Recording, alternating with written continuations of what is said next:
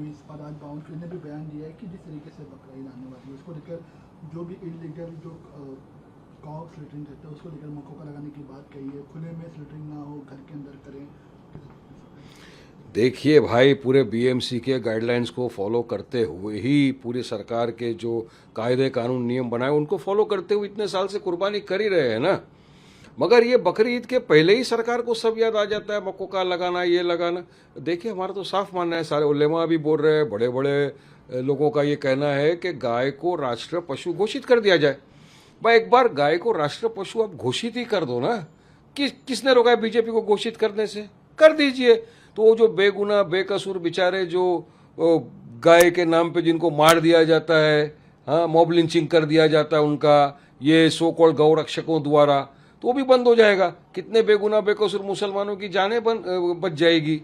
ये गौ रक्षकों का सब काम खत्म हो जाएगा, जो घूमते फिरते आए दिन किसी को भी शक की बुनियाद पे पकड़ के मारम तोड़ी करते हैं। करिए और लगाइए कानून बराबर, पूरे भारत देश में लग जाए ना। गोवा में तो लेकिन गाय जम्मी, दूसरी जगह मम्मी। क्या करेंगे गोवा का? गोवा का तो उन्हें मंत्री ने कहा था कि अगर कम पड़ गया तो मैं इंपोर्ट करूंगा। और इतना ही नहीं, आंकड़े दिखाते हैं कि भारत देश सबसे बड़ा बीफ का एक्सपोर्टर बन गया है। और यकीन मानो, बड़ी बड़ी जो कंपनियां स्लॉटर हाउस है, वो स्लॉटर हाउस के मालिक के अगर आप नाम देखोगे ना तो सब तो नॉन मुस्लिम है। बंद करो। अरे, बीजेपी को फंडिंग जाती है उन लोगों से इलेक्शन के अंदर। ऐसी ऐसी कंपनियां हैं, क्या करेंगे? तमाम कंपनियों को बैंड लगाएंगे? नहीं लगाएंगे।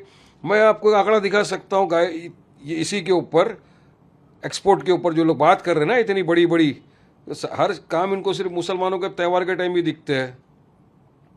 देखिए, ये साफ आंकड़े हैं। ये क्या दिखाते हैं? ये एक्सपोर्ट, हाँ, बीफ के ऊपर ये जो बात कर रहे हैं ना एक्सपोर्ट की, 11,581.07 किलोग्राम ऑफ शीप और गोट मीट का 2024-25 के अंदर भेजा गया एक्सपोर्ट करके भारत द्वारा। आंकड़े हैं। और यूनाइटेड अरब में भेजा है, कतर, कुवैत, बहरीन।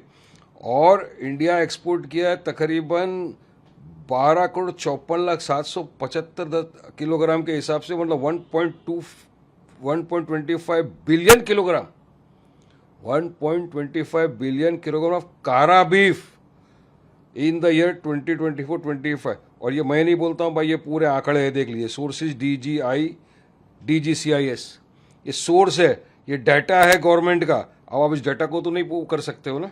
हाँ, तो कौन कर रहा है ये इतना सब? ये तो हो रहा है ना, तो बंद करिए ना हमेशा के लिए। एक मतलब आप इसको अनाउंस ही कर दो, पूरे भारत देश के लिए अनाउंस कर दो कि ये बन गया है नेशनल पशु। तो कोई ना काटेगा, ना बेचेगा, ना खरीदेगा, ना कुछ करेगा। करिए बीजेपी को, लेकिन सिर्फ और सिर्फ मुसलमानों को टारगेट करना उनके ईद के टाइम के वक्त, ये मैं समझता हूँ सरासर गलत है। ये नफरत फैलाने वाली बात है। ऐसा नहीं चलना चाहिए। सबको अपना त्यौहार मनाने का अधिकार है, सब गाइडलाइंस फॉलो करके ही बनाते हैं ना। तो एक मरतबा सबको क्लैरिफिकेशन आ जाएगा कि ठीक है भाई, नहीं करना, नहीं करे। कोई भी इलीगल एक्टिविटी नहीं करता। देखिए, जो इलीगल है, जो कायदे के हिसाब से गलत है, वो नहीं होना चाहिए। कोई नहीं करेगा, ना कोई करता है। मगर ये बोलना कि नहीं हम ये लगा देंगे तो खाली क्या मक्कों का सिर्फ ये बकरी तक ही लगेगा, कि आगे भी एक्सटेंड रहेगा ना? लगाओ ना सबके ऊपर पाबंदी। जिस तरीके से बात करें अगर पेट्रोल डीजल फ्यूल की, एक बार फिर से जो प्राइस हाइक हो गया, कैसे देखते हैं? देखिए, मोदी जी ने सबको गिफ्ट दिया। एक महीने में तीसरी मर्तबा फ्यूल हाइक हुआ है। ये आपको मैं दिखाता हूं, मैंने तो इसको अभी ट्वीट भी किया है। देखिए, फ्यूल हाइक, पेट्रोल 87 पैसा पर लीटर, डीजल 91 पैसा पर लीटर। एक महीने में तीसरी बार ये हुआ है। अभी अच्छे दिन है, मोदी जी ने सबको तोहफा दे दिए, सब तोहफा लेके बैठ गए और खुद तो चले गए थे 5 देश की यात्रा करने के लिए। यहाँ पे सबको तकलीफ में डाल दिए, बोले कोई घूमना नहीं, वर्ल्ड टूर बाहर नहीं जाना, डेस्टिनेशन वेडिंग नहीं करना, सोना मत खरीदना 1 साल तक। अब ये क्या है, क्यों बढ़ रहा है? ये आपको यकीन मानिए, जो पेट्रोल डीजल का भाव बढ़ रहा है, इसका मार जो पड़ेगी वो सीधे सीधे एक गरीब आदमी को पड़ेगी। क्योंकि इससे भाव बढ़ने से ट्रांसपोर्टेशन पे फ़र्क पड़ता है, वेजिटेबल महंगे हो जाते हैं। इनका क्या जाएगा? इनकी तो तिजोरियाँ भरी हुई है। एक आम गरीब नागरिक को पूछो क्या हालत में घूम रहा है वो, तब उनको पता चलेगा। मगर सरकार कहाँ पड़ी हुई है, इनके मंत्री क्या कर रहे हैं? आए दिन सिर्फ नफरत, और इन्हें जो नफरती चिंटुओं को छोड़ दिया है वो एक ही चीज में लगे हुए हैं ना, बंगाली मुसलमान को बाहर करो। अरे मेरे भाई, सबसे बड़ी बंगाली मुसलमान घुसपैठिया शेख हसीना को तुम्हारे अब्बा मोदी ने दिल्ली में रखा है, उनको कब बाहर निकालेंगे? पहले उनको तो निकालो ना, वो भी तो बंगाली मुसलमान घुसपैठिया पे बैठी, उनको निकालते नहीं, बस यहाँ पे खाली है बोलते। ये तमाम चीजों से ध्यान भटकाने के लिए ये अनाप शनाप बकवासें चालू है देश में।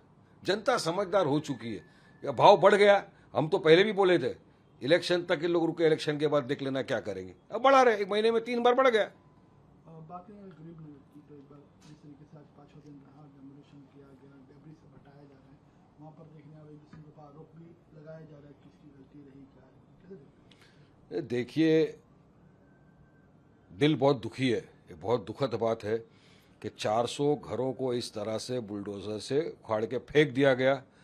400 घर के परिवार वाले, बूढ़े, महिलाएं, बच्चे अपना बर्तन वगैरह सब लेकर आज रास्ते के ऊपर बैठे हुए हैं, उनका कोई पुरसान हाल नहीं है।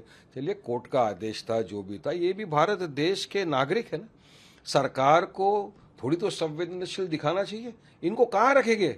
इनको आप कैसी तरह बनने के लिए फेंक देंगे रास्ते के ऊपर क्या? इनको कम से कम माडा के पास जगह है, वहां पे उनका पुनर्विकास कर दीजिए, वहां पे उनको रखिए। जिनके पास डॉक्यूमेंट है, कागज है, वो बोल रहे, चिल्ला रहे कि हमारे पास, हम 40-50 साल से यहां पर रह रहे हैं, हमारे पास कागजात है, हमारे पास डॉक्यूमेंट है, उनको पानी का जो पैसा रहता बिल वो भरा हुआ है, इलेक्ट्रिसिटी का बिल वो भरा हुआ है, तमाम पुरावे उनके पास होने के बावजूद उनको आप रास्ते पे फेंक देंगे। और क्या बोलेंगे ये बीजेपी वाले, बांग्लादेशी मुसलमानों को उखाड़ के फेंक दिया। अरे भाई साहब, बांग्लादेशी मुसलमान और सबसे बड़ी जो घुसपैठिया है शेख हसीना, उसको तो तुम्हारे अब्बा मोदी ने दिल्ली में बुला के रखा है 2 साल से, उनको कब निकाल के आप फेंकेंगे? और जो भ्रष्ट कर्मचारी इतने बरसों से वहां पर रहने दे रहे थे, इनको बना बनाए के लीगल, जो पैसा कमा कमा के बैठे, उनके घर पे कब बुलडोजर चलेगा? उनके खिलाफ क्या कार्रवाई होगी? और अब ब्लेम गेम शुरू। वहां के जो हाँ स्थानिक एमएलए जो अभी है, उनके ऊपर पुराने एमएलए बोल रहे कि नहीं इनकी मिस्टेक थी, ये बोलते उनकी मिस्टेक थी। भाई, ये एक दूसरे के ऊपर आरोप प्रत्यारोप करने का वक्त नहीं है। ये वक्त ये है कि सोचना सरकार किस तरह से इनका पूर्ण विकास करे, कहाँ इनको रखे, वो सोचने का। मुझे तो जाना था, मैं जिस दिन ये हुआ आपको, ये मैं तो मुंबई में नहीं था, बाहर था, आने के बाद हमको जाने नहीं दिया जा रहा है, बोले रास्ता बंद है, वहां जाएंगे तुम्हारी वजह से और बवाल मच सकता है और ये मच सकता है। अरे भाई, किरीट सोमैया गया तभी कुछ नहीं हुआ, वारिस पठान के जाने से ही बवाल मच जाएगा क्या? हाँ, तो हम नहीं चाहते कि हमारे वहां जाने से किसी वहां के निवासी लोगों को, स्थानिक लोगों को तकलीफ हो, मगर हम मदद तो कर रहे हैं ना, मदद करना चाहिए, एक इंसानियत का तकाजा, इंसानियत के नाते। निशान सिद्दीकी का जो वीडियो जिस तरीके से उन्होंने बयान हाँ, किया, कैसे देखते हो इस वीडियो को? ये देखो, आरोप प्रत्यारोप करने का वक्त नहीं है। ये सबको एक साथ एकजुट हो के, अगर आपको वाकई में आपके दिल में हमदर्दी और दर्द है, तो एक साथ एकजुट हो के वहां जो लोग इस तरह रास्ते के ऊपर बैठे, उनको मदद करने के लिए सोचना चाहिए। हम तो साथ थे, साथ है, रहेंगे। कहीं भी मजलूमों पे होता है, वारिस पठान खड़ा है, मगर मजबूरी है, जाने नहीं मिल रहा है वहां पर, हमको जाने नहीं दिया रहा है। वारिस पठान आना नहीं चाहिए, आएगा, यहाँ पे बात बढ़ जाएगी, नहीं जा रहे। आपको किसने रोका? आप जा सकते हो ना, आप लोग तो जाते भी नहीं हो ना, खाली बैठ के बयान कर रहे हो। बात करें अगर हुमायूं कबीर की, तो जिस तरीके से वहाँ की जो बंगाल की जो सरकार है, अभी सीएम जो अधिकारी जो बने हैं सीएम, उनको लेकर आलोचना कर रहे हैं, उनको कह रहे हैं कि आग से मत खेलिए, जिस तरीके से काऊ को लेकर जो फैसला लिया गया है बंगाल में। एक बार मैंने हुमायूं कबीर के बयान को सुना नहीं, ना मैंने देखा, ना मैंने पढ़ा, कभी सुनूंगा तो बोलाऊंगा मैं, क्या करना उसके बयान से, नहीं पता मेरे को क्या हो रहा है। हम तो चाहेंगे कि सब शांतिपूर्वक अपना अपना त्यौहार सब बनाए, गड़बड़ मगजमारी ना हो, कायदा कानून का पालन करके, गाइडलाइंस फॉलो करके सब अपना त्यौहार बनाए, बस ये हमारी मंशा है। एसआईआर को लेकर क्या कहेंगे? एसआईआर एक्सरसाइज हो रहा है, एसआईआर। हाँ, देखिए, एसआईआर जो हो रहा है ये बहुत ही इम्पोर्टेंट है, और यकीन मानिए हमारी पहली पार्टी है जिसने खुद का एक वेबसाइट ऐप तैयार किया है। हमारे पार्टी के प्रेसिडेंट असद ओवैसी साहब ने खुद ने एफर्ट्स लगा के ऐप तैयार किया है। उसका हमने प्रेजेंटेशन भी अभी 15 दिन पहले औरंगाबाद में खुद आए थे असद साहब महाराष्ट्र में, वहाँ पर तमाम लोगों को बीच में ऐप का प्रेजेंटेशन दिया, बताया कि किस तरह आप इस ऐप को यूज़ कर सकते हो, कैसे नाम आपका है इसके अंदर, 2002 की वोटर लिस्ट है, 2024 की वोटर लिस्ट है, तमाम लोगों को खाली आपका नाम डालो, फादर का नाम डालो, पूरा उसके अंदर आपको फैसिलिटी मिल जाती है। इतना ही नहीं, वहाँ पे जो पत्रकार आए थे, पत्रकारों को भी असद साहब ने प्रेजेंटेशन करके दिखाया। तो ये तमाम लोगों के लिए फ़ायदेमंद चीज़ है कि एसआईआर हम चाहते हैं कि किसी भी जेन्युइन वोटर का वोटर लिस्ट से नाम ना कटे। वरना क्या होगा, बाद में एनआरसी सीडब्ल्यूए के अंदर गड़बड़ आएगा, बैकडोर एंट्री है उसका। तो और हमने देखा क्या हुआ, एसआईआर में नाम कट गए लोगों के, बंगाल के अंदर क्या हो गया। इसलिए हम चाहते हैं कि तमाम लोग अपने अपने कागजात डॉक्यूमेंट प्रॉपर इससे बना के रखें। जब बीएलओज आएंगे, बीएलए आएगा हमारे तरफ से भी, सब मिल के काम करेंगे। हमारी तो कैंप भी लगी है काफ़ी जगहों के ऊपर जहाँ पे हम लोगों को हेल्प कर रहे हैं पूरी तरह से। और ये ऐप भी है, आप भी ऐप का इस्तेमाल करिए, देखिए आपको भी फ़ायदा ही होगा, और सबके लिए ऐप है तो इससे सबको फ़ायदा होगा।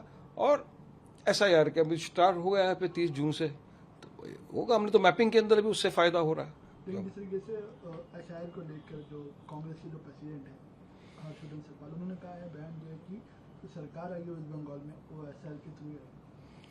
अब देखिए, उन्होंने ये बयान दिया, मैंने उनका बयान सुना नहीं है, लेकिन वोटर लिस्ट से नाम कट गए काफ़ी लोगों के, वास्तव में वोट चोरी से वो नहीं होना चाहिए।